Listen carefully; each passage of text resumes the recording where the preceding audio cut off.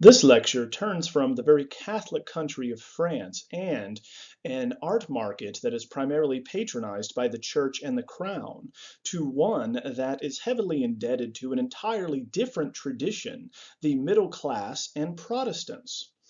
Today we will look at painting in the Dutch Republic in the first half of the century with the Utrecht Caravaggisti and one of the most famous painters in Holland, Frans Hals. Now, Holland is going to be north of Flanders, the country controlled by Spain and ruled over by archdukes, where Rubens dominated, and we have a healthy tradition of Catholic altarpieces and portraits. This is very different in the wealthiest nation in all of Europe with the highest per capita income, Holland. Now, the story of Holland is going to be long and bloody and comes from a series of religious revolts related to the Spanish crown trying to enforce Catholicism on the region. So by 1625, we know that Protestants in the northern area revolted against the Spanish. And in 1648, Spain officially cedes all claims to the area and the Dutch Republic is officially recognized. Now, we know this forms two different federations, the Union of Arras in the south and the Union of Utrecht in the north. And this division remains until today, where we have Catholic French-speaking Belgium to the south and the northern Dutch-speaking Protestants with Holland to the north. Now, this is very different from either Flanders, Spain, or France, for we have a mercantile and intellectual class that will dominate. And in fact, these individuals, along with the artistic talent, flees to the Dutch Republic with the religious persecution they face in the south. They will become the wealthiest country in the 17th century with the highest per capita income, and for good reason. The United Provinces, otherwise known as the Dutch Republic, are going to be ruled by stadtholders or town holders, who are not going to rule by the divine right of kings like Louis XIV, but instead are elected military leaders, not aristocrats, who are put in charge of each province. They will meet regularly at The Hague, which is going to be on the coast here, now the UN headquarters. Now, the Netherlands, we must begin as far as the definition, literally means below land, like the nether world, because it is going to be below sea level and is reclaimed by a series of dikes and windmills that constantly are going to be pulling the water out and draining the land so that people can actually cultivate it and build cities on it. So originally it has a very small population with few natural resources. They must, for instance, import grain and timber because trees do not naturally grow in this marshy area. But they become very wealthy through trade and are going to develop many technologies that assist them. They are excellent cartographers and navigators, and so we find it's not surprising that advances in optics happen in the Netherlands, specifically in telescopes and microscopes. So they will control trade to the Baltic, the Mediterranean, and the Far East, for they dam up the rivers, not allowing Flanders access to these very valuable trading routes. In turn, they found the Dutch East India Trading Company in 1602, followed by the Dutch West India Trading Company in 1621. Therefore, they are very wealthy, and we find that in many of the genre scenes, we put prominence on globes and maps in the background, and this showcases their naval, mercantile, and trading dominance around the world. As the population grows to 2 million by the end of the century, Holland being the most populated of the nations, we find there are over 1 million paintings produced in the 17th century for all of these wealthy middle-class merchants. And this means there is very intense competition for artists to stand out and to make their mark. Now, starting as we did with France and Spain and Flanders, Mannerism is going to be at the turn of the century in decline in Italy, but it remains and is retained in Haarlem and Utrecht, especially Utrecht, which is the most Catholic city in the Netherlands. The emphasis here is placed on male and female nudes in very difficult poses that flaunt the artist's knowledge of anatomy as it had traditionally in Italy and other classical areas. As an example of this, we have Heinrich Holtzius, who is a renowned engraver and printmaker who travels to Italy between 1590 and 91, where he goes to Florence, Bologna, and Rome, making drawings of these antiquities to turn into engravings when he returns home. He heads back to Haarlem engraving them, making his name well known throughout Europe.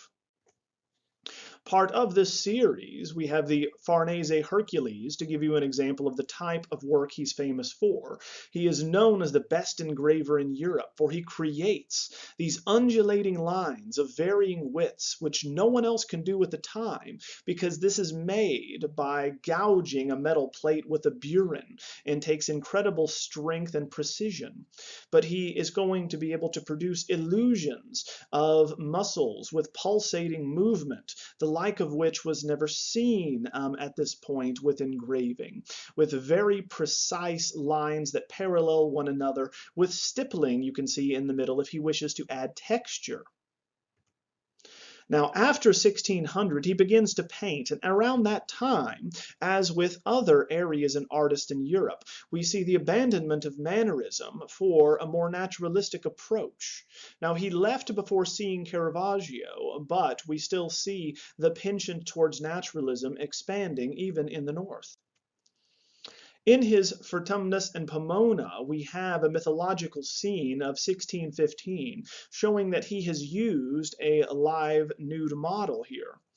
Now, these are gods associated with gardens and ripening, which explains the gardening or pruning scythe here held by Pomona, as Vertumnus is shown as an aged woman, an old hag, talking to her off to the right here.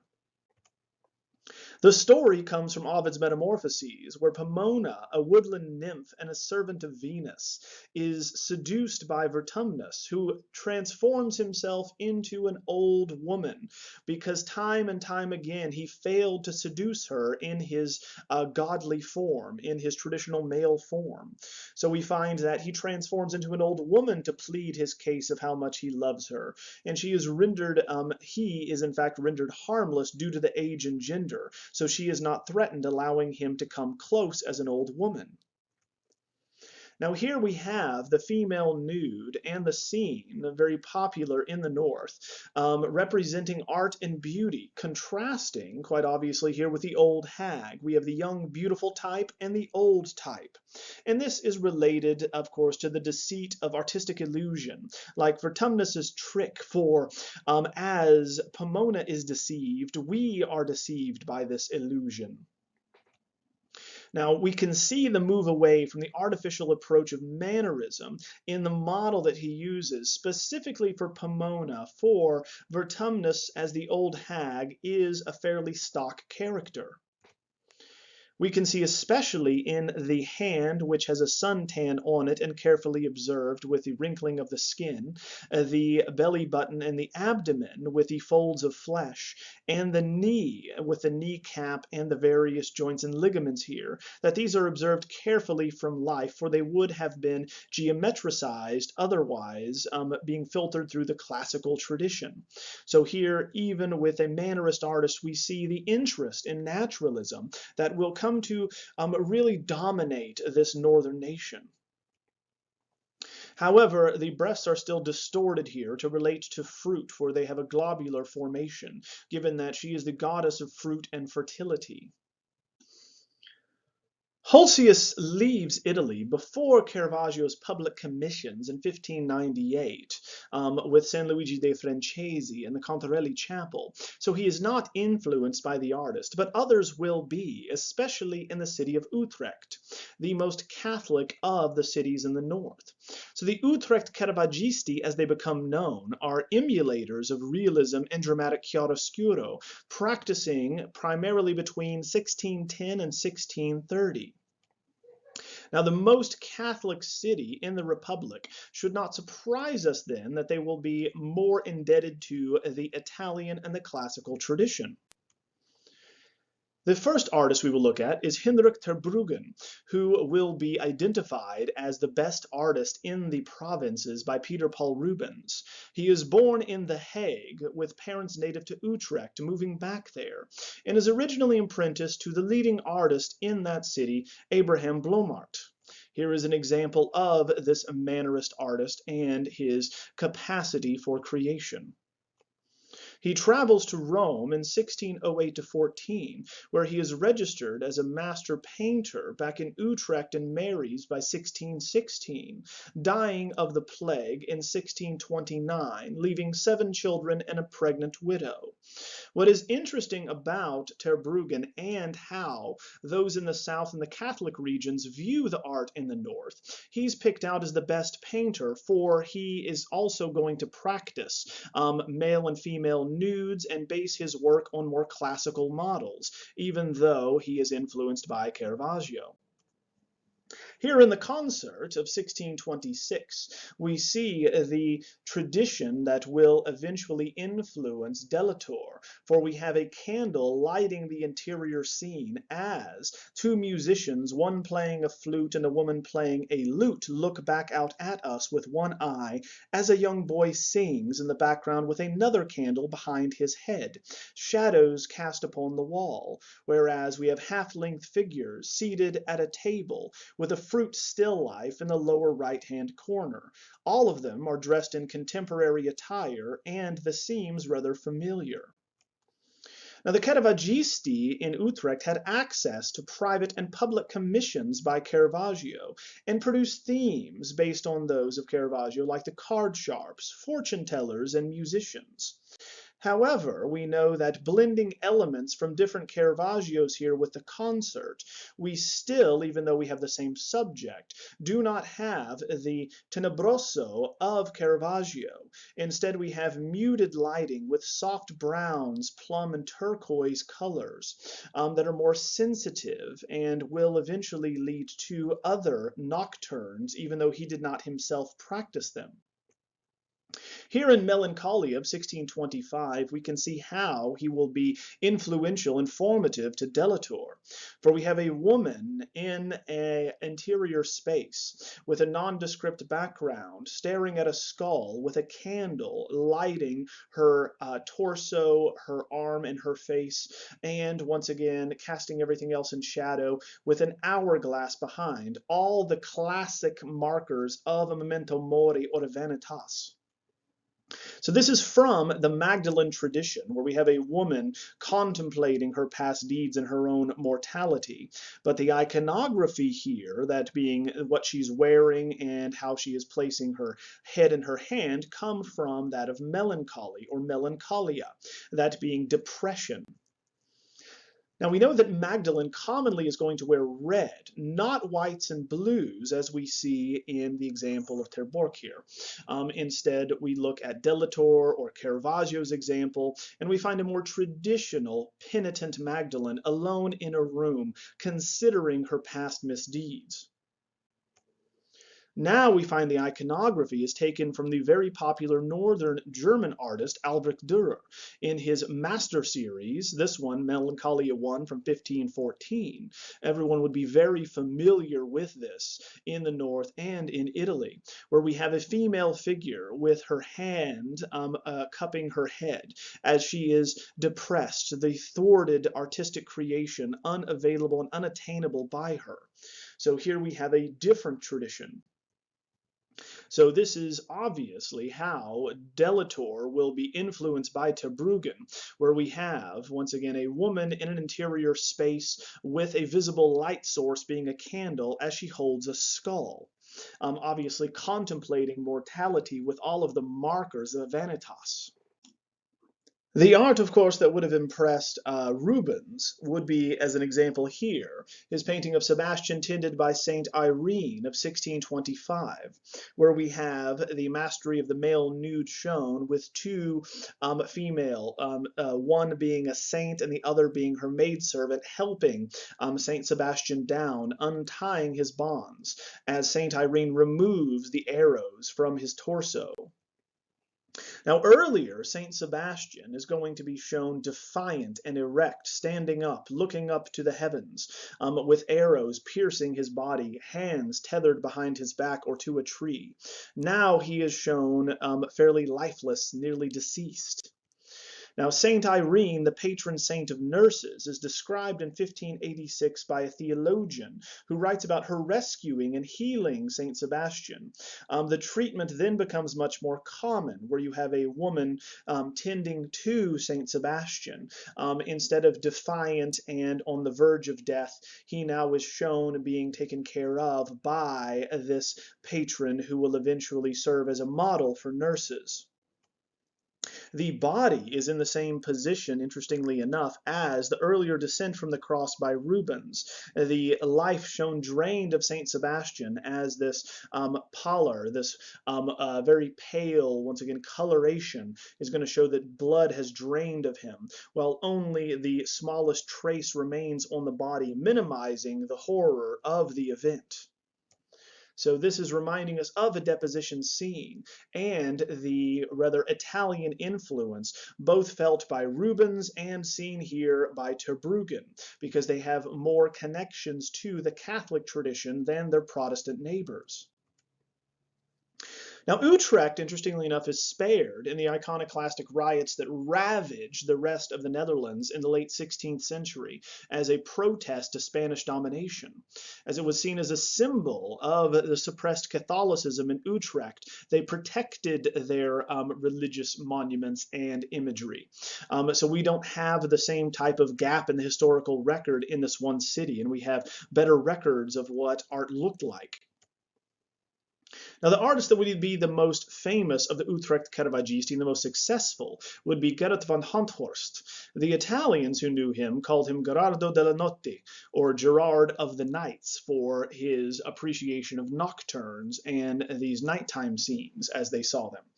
So he traveled to Italy as well from 1616 to 20 and became president of the Guild of St. Luke in Utrecht in 1623, marrying the same year. Again, very common. Once you establish yourself, it is expected that you are going to be married and then start a family.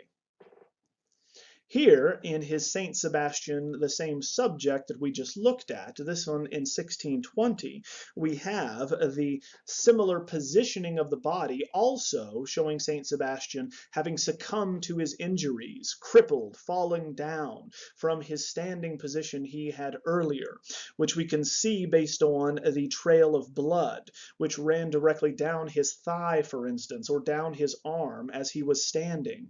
Now, carefully considering what would have happened once he slumped over. So this, showing that he was standing when he was shot, competes with and is going to be compared to Terbruggen's Saint Sebastian, who has more members or more figures in the scene, along with a landscape and a background with a sunset. Now seen at night after the deed has done and everyone has left. We have Sebastian alone. We will contemplate in this very contemplative scene the sacrifice of the saint and what he has endured. So the Tenebroso is taken from Caravaggio with this very dark background and very light illuminated skin of Saint Sebastian that is almost marble-like in quality. But unlike Caravaggio, they do not adopt here with Utrecht Caravaggisti his plebeian types. We have the idealized smooth texture here, which is meant to be compared to marble and compete with Bernini's Saint Sebastian, who's also in a similar position. So that in a Perigone, we discussed who is going to be the superior artist. For we have the same type of beauty and perfection with the Saint Sebastian here shown by Van Honthorst, whereas Bernini shows the perfection almost in a Christ-like figure and in pose, leaning against this tree in marble. Turning away from the Utrecht Caravaggisti towards Haarlem, we have the most famous portrait painter there, Frans Hals. So Frans Hals was actually born in Antwerp, where Rubens is going to practice, but flees before it was captured by the Spanish. He joins the Guild of St. Luke in Haarlem in 1610 and marries the next year, Annette Harmens. So she dies 4 years later, leaving them 2 children, and was given merely a pauper's burial. In 1616, with his professional success, he remarries Lisbeth Renier, and they have 8 more children. Most of those go into work for him, becoming painters themselves. Now we know that he collected art like Rembrandt, and also like Rembrandt was poor with his finances and as a financial manager, so he had to sell them to pay his bills later in his life. He works for primarily affluent middle-class patrons, and we know that he's very popular, for Haarlemers admire him. And we know this because more Hals paintings survive than any of his more refined and sophisticated rivals, who had a more refined and finished style. So if we look at Peter Paul Rubens and Anthony van Dyck, the markers of social status are paramount, and how they paint reflects that, for they will hide the paint. They will conceal their craft, smoothing over their brushwork, or as Giorgio Vasari stated, they lick the canvas clean. So we only find isolated strokes with Rubens or Van Dyck when they're leaving them to match the form they're describing, like a blob of white paint for a ruffle, for instance, of lace. Everything else, though, is carefully and meticulously and in a refined fashion blended to showcase the status and refinement of the sitters, where they be aristocrats or upper middle class merchants. We know that on the other hand, Frans Hals will practice a different style that is appreciated merely and specifically because it is unrefined, reflecting the values of how the Netherlanders are going to see themselves as different and distinct from their aristocratic counterparts elsewhere in Europe who are Catholic. So here with Pieter Cornelius van der Morsch, or otherwise known as the Man with a Herring of 1616, we can see how this man is going to make his money based on the herring he's holding and the hay he's clutching with his left hand. He does have his heraldic device in the upper right-hand corner with this unicorn, but the same markers of status end there when compared to Rubens' portrait of Jan Vermeulen. Now, if we look carefully, it is quite obvious in the portraits when viewed close up that the act of painting is part of the content and the appreciation of Hals' patrons. For you force the viewers with the Hals to consider how the image is actually conjured, because we can see how he painted it. We see the remnants of the paint. Looking closely, especially at either the lace collar, the hair, or the herring here held by the merchant, we can see that the blobs of paint left unblended are going to come together at a distance to create the appearance of something else. And this is what is appreciated by Hals' patrons. Turning to Malbab, we have an example of how he varied the spontaneity of his brushwork according to subjects and the specific areas of a composition. For this is not a commissioned piece. Instead, he now can, given that it is uncommissioned and does not have a patron, explore how paint can be applied and manipulated to capture this cackling old woman in a tavern as she holds a tankard of ale with an owl on her shoulder. So this is a part of a series that he makes of local eccentrics. Obviously, it is not proper behavior in the 17th century for a woman to be found in a bar, certainly not drinking alone, unattended, and with an owl. There is a very important article that was published demonstrating that the owl here does not represent wisdom, but instead was also seen as a rather foolish animal, for in the daytime, if you were to awaken them, they would fly around bumping into things, so they're seen as foolish in this way.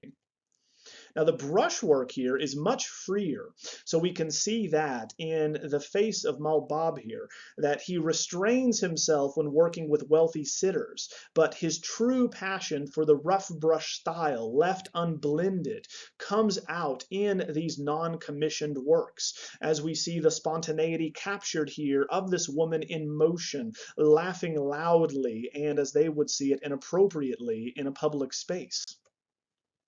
Compared to Pieter Cornelius van der Morsch, we see that even though the rather abstracted approach and unblended approach seen in the hay or in the herring shows us how the painting is made, revealing the tricks of the trade, how painters actually make this illusion possible, is now taken to the next level and is used to capture in a spontaneous fashion the movement of this woman with this owl holding this tankard. Again, a half-length figure, a nondescript background, and a plebeian type. Again, the influence of Caravaggio even in the north. So this demand for a reasonable facsimile in these wealthy sitters is going to demand that you show the best lace collar or embroidery to still capture their status, their wealth, but they still appreciate the bravado of Frans Hals' style. The closest example we've looked at thus far, painted the same year, is Adrian Brouwer. This one in Flanders, showing that the appreciation in portraits for spontaneity and using this unblended, this unfinished, spontaneous technique, this rough brush style, is going to be transnational, right? It moves across these borders, trying to capture in a Baroque fashion the immediacy of what it looked like when someone was moving, talking, having drunk something that is rather bitter, or laughing in a drunken fashion. So the expressive style comes out more in the non-commissioned works. Turning to Pieter van der Broek, we have a very wealthy and widely traveled patron who wants to showcase his status, both in the delicate appreciation of lace here with the flat collar and cuffs and the gold chain around his chest. So we know he travels from West Africa, Arabia, Persia, and India, and he's even given a gold chain, which is the closest thing to a knighthood in these other areas that Rubens would have attained, and so did Van Dyck, for his services rendered to the East India Company in 1630. Obviously, part of his status he wants to communicate in a portrait of himself. So the descriptive strokes can be found in the lace, the chain, right, relating to his status. Those are carefully recorded, carefully once again delineated. But if we look at his hand and the cane in the foreground closest to us, they're very loose and non-descriptive. And the reason for that is, as he writes, Frans Hals knows that viewers will look past the hand to study the face and the collar. That's the true subject of the painting here in the portrait. You want to look at the face and the status of the sitter. Now, like Bernini, we have nearly a speaking likeness, for he is on the verge of speaking, showing how approachable he is, as though he is going to regale us with tales of his travel to these exotic regions, and of course showcases his status, but in an approachable fashion. So we can see that it feels as though we are in front of an actual person who is lively, engaging, and does not have the same type of what they would consider aristocratic snobbery that is so common in portraiture in areas like Italy and France. Now, if we compare it to his more refined contemporaries, they would often focus on the political and social standing of the sitters, such as Constantine Huygens here, the secretary to the Stadtholder in The Hague. Whereas we see full-length portraits, them engaged in state-sponsored activities with lavish interior decorations like tapestries, or once again globes showing that they're traveled, or musical instruments showing how well educated they are. Instead, in Haarlem, they seem to appreciate the directness, the way in which we can understand these individuals and interact with them and engage with them directly.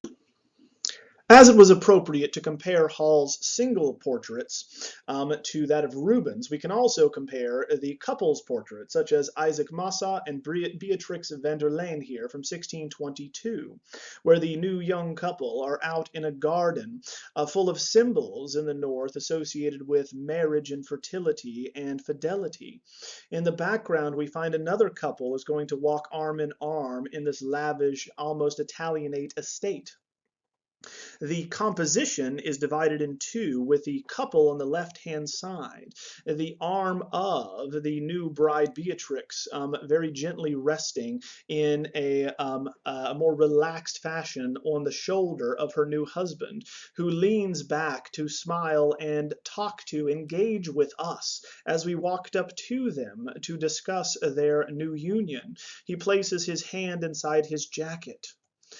So once again, we move around the couple in an asymmetrical composition, already showing that it is not classical.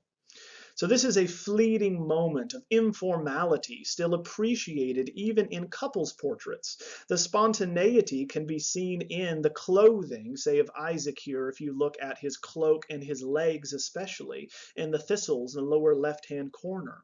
We find we still have, as in the last example, details shown in the heads, the collars, and the cuffs, showing who they are and their status. But everything else is spontaneous, is lively, blurred, if you would. Here we have a detail of Beatrix as she also is going to be looking out of the corner of her eyes at us, tilting her head coyly to the side and smiling.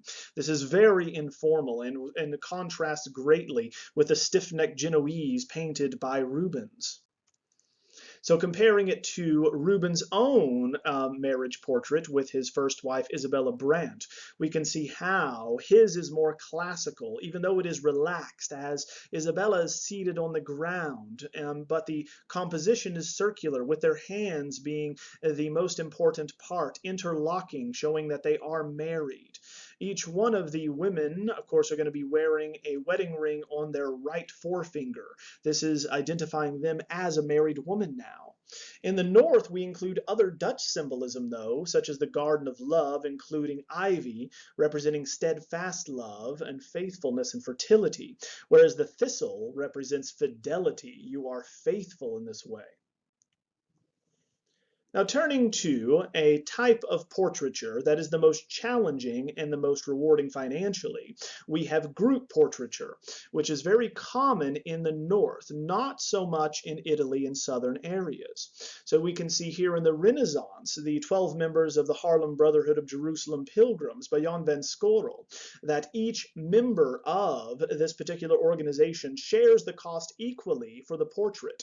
In this case, each one of them tilting their head in a different fashion with their heraldic device above them, showing which family they come from.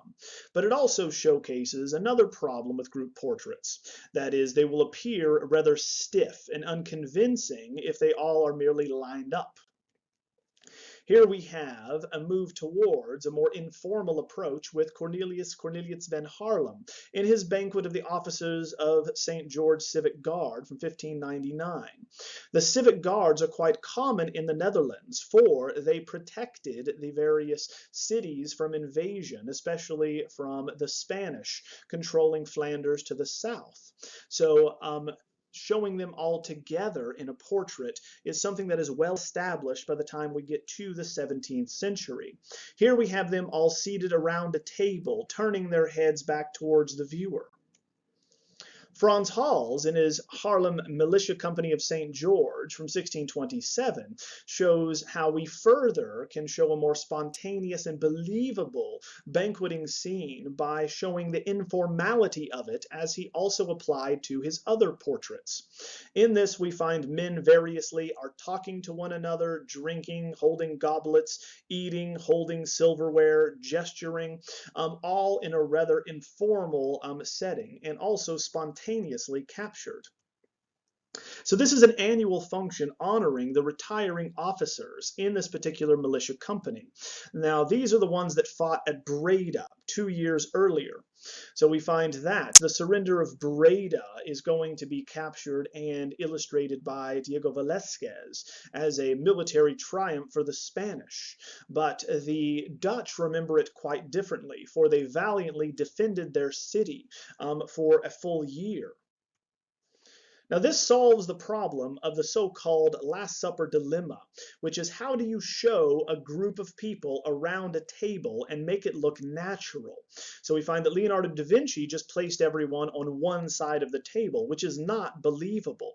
Instead, Frans Hals has them variously seated, standing, in different positions, so moving beyond what even Leonardo da Vinci had done with his enlivened scene of controlled chaos in the High Renaissance example here, anchoring it around Christ. Now, with the use of the rough brush style, he is going to show these individuals engaged in lively debate and interaction.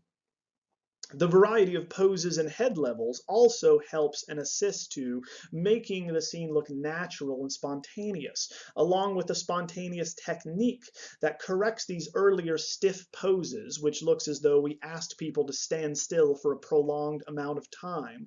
Thus, they feel rather unconvincing in how they're going to be presented. Now, these individuals were never assembled in the same place for the portrait. In fact, the poses are taken individually from the members as he met them, and that he worked directly on the canvas alla prima as Caravaggio had, without compositional studies. He did not make an overall design to make them conform to, which would have further made the composition look stiff or rigid. Now, unlike Rembrandt's Night Watch, he also does not make major adjustments as he's working. So we don't see different pentimenti or areas that are painted over. He leaves them in these poses that naturally interlock in this way. However, Hals, like his Flemish counterparts, did not only make portraits. There was a market for genre scenes as well in the Netherlands, a very large market, as we will see next time. Here with his Shrovetide Revelers of 1615, we have a heroic scale given to a genre scene of Shrovetide, which is the English version of Carnival, which is the week before Lent.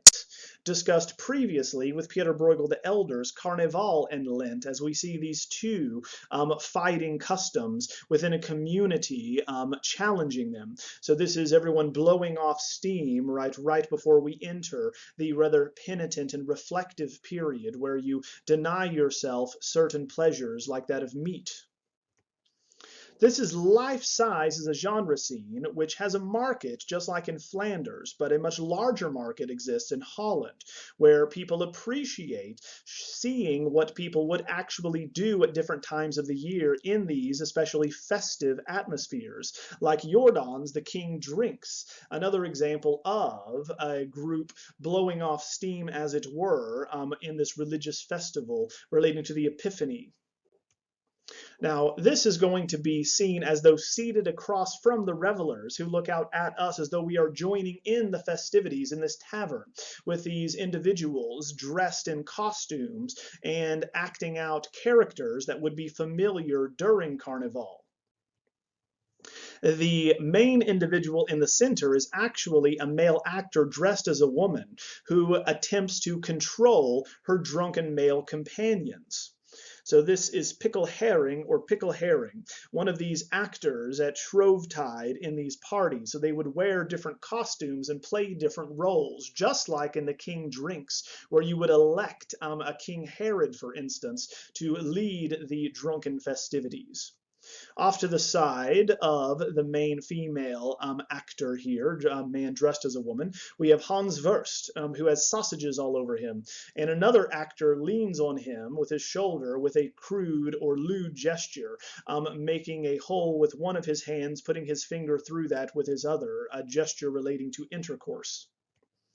So these are all costumes, though, not to be taken for contemporary attire that one would wear just as in Carnival festivities today. People generally don't dress that way in their daily lives. It is, once again, appropriate only for that one occasion, which specifically leads up to Lent. To showcase that everything in the image has a symbolic content, usually one relating to lewdness and sexuality, we have the bagpipes down below, considered a rather crude musical instrument, especially because of its phallic connotations and how one plays it.